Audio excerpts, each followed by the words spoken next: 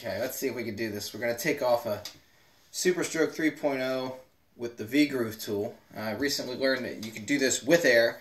That's fine, but somebody here, I believe even Ian, has a countercore grip, which doesn't have the hole in the back, so if you want to save it, you're going to have to use one of these. What I did there is I just have some, this is Brampton HF 120. Any solvent will do. I just sprayed it on the end so that it has a little bit of a lubricant, and then what you do is just kind of wiggle it and work it into the end of the grip there, so you have it.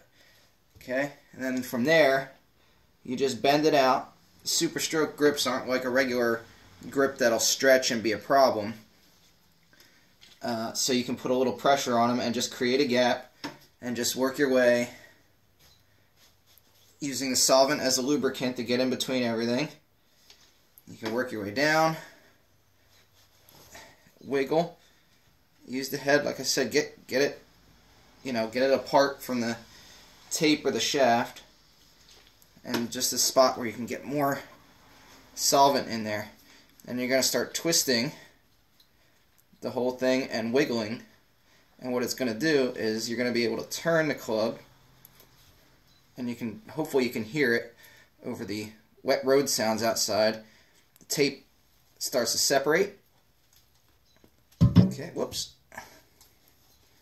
Okay, and now we've gone all the way around and we've loosened that, but we still got to get a little bit deeper. We're only about 2/3 of the way. You just repeat, fill up the gap with solvent,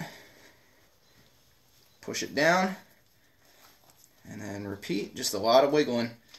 And if it feels a little tight yet, you just add more solvent. Another gentleman was on the post. He said he's been doing this with air, like I said before, for quite some time and has never had one blown up. And if it has the hole in the back, that's absolutely true. You can go ahead and just grab it and use the air compressor nozzle.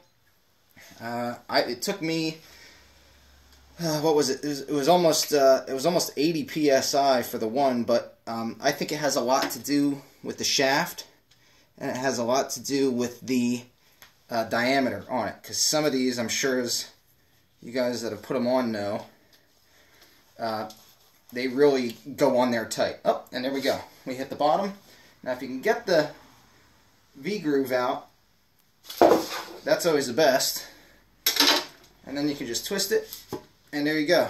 And you see you have some tape in here, some tape in here. That's going to happen with the tighter ones. With the air, I have had the tape be on the inside here. That's a pain, but there is a tool for that as well. If you grab it, if you have one, it's just a little brush, and you can get kind of some of the tape to come out if it's in there. It looks like actually it might just all be down at the bottom and of the shaft, but yeah, there's some in there yet.